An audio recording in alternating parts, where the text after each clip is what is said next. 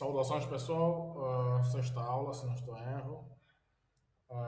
Acabei de fazer a configuração de criar as classes restantes.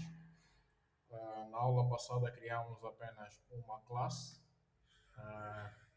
Criei uma e depois dei sequência nas outras 8 classes que estavam a faltar. Agora, vamos falar um pouco sobre o mapeamento das nossas tabelas.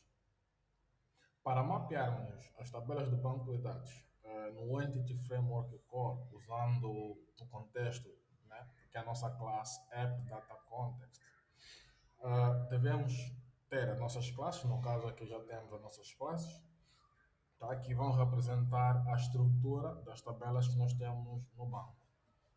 Depois, configurar dentro do nosso contexto esse mapeamento da classe com a tabela. E para isso vamos utilizar as propriedades DB7. Ok? Como é que isso vai funcionar?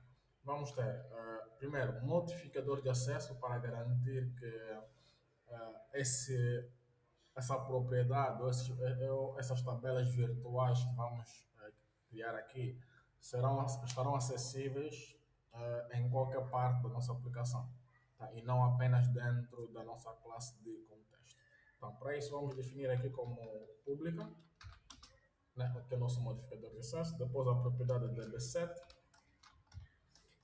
depois definimos a classe que vamos configurar, ou que vamos mapear.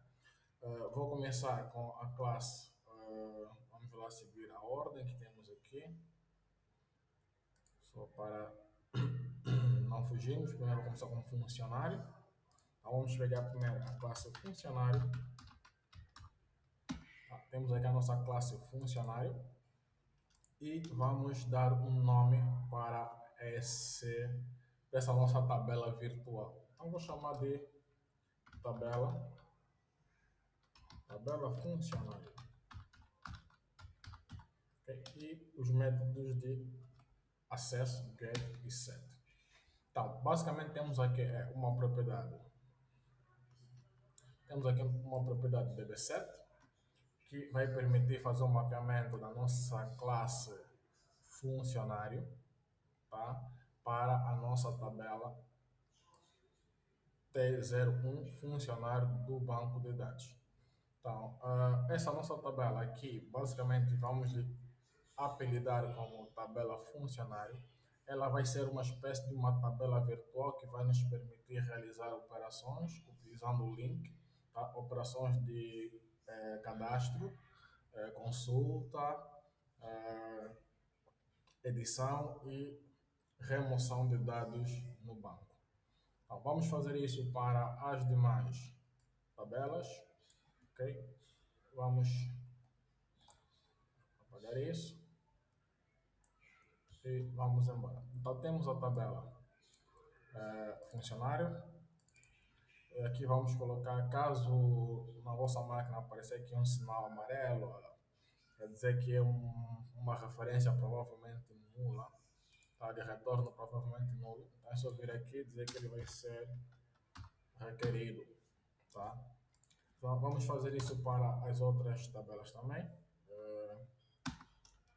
Aqui vamos tirar funcionário e vamos para a tabela do veículo.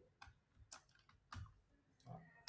Aqui é a classe veículo, vamos chamar de tabela veículo.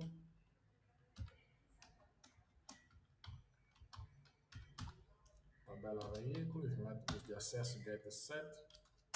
E depois vamos para a tabela de foto.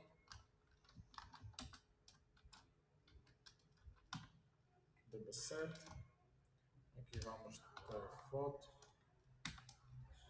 E vamos chamar tabela foto. Tabela foto. Deixa eu só colocar também aqui, que será requerido.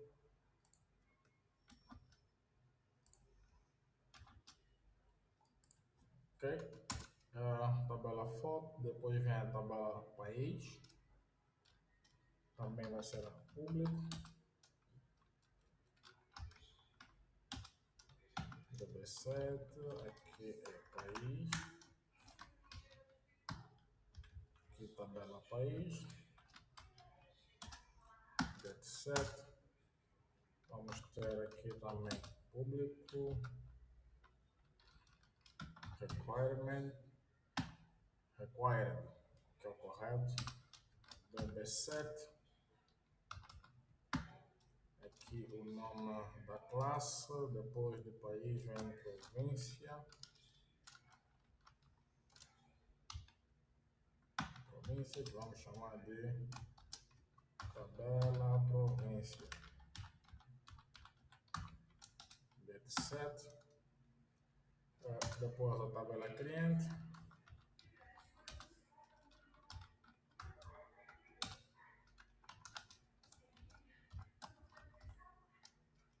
Tabela cliente.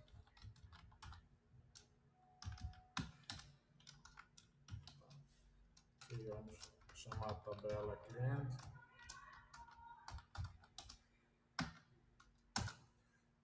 Depois da tabela cliente vem a tabela leilão.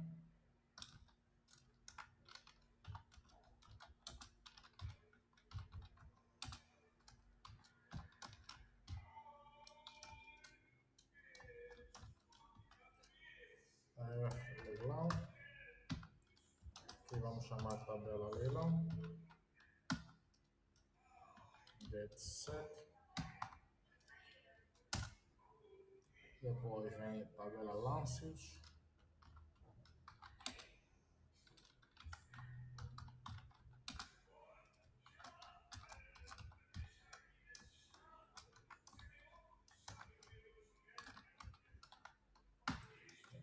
Lances, vou chamar de tabela lances. Get set. Depois do lances temos por último o histórico.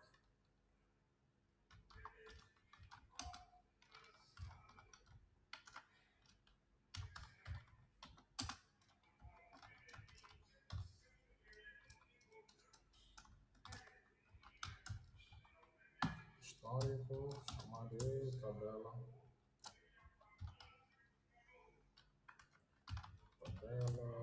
histórico. Okay. Então, com isto está feito o mapeamento. Okay. É o que tínhamos para a aula de hoje, para não ficar algo muito extenso. Próxima aula, vamos pegar a parte do repositório. E ficamos por aqui. Até a próxima aula.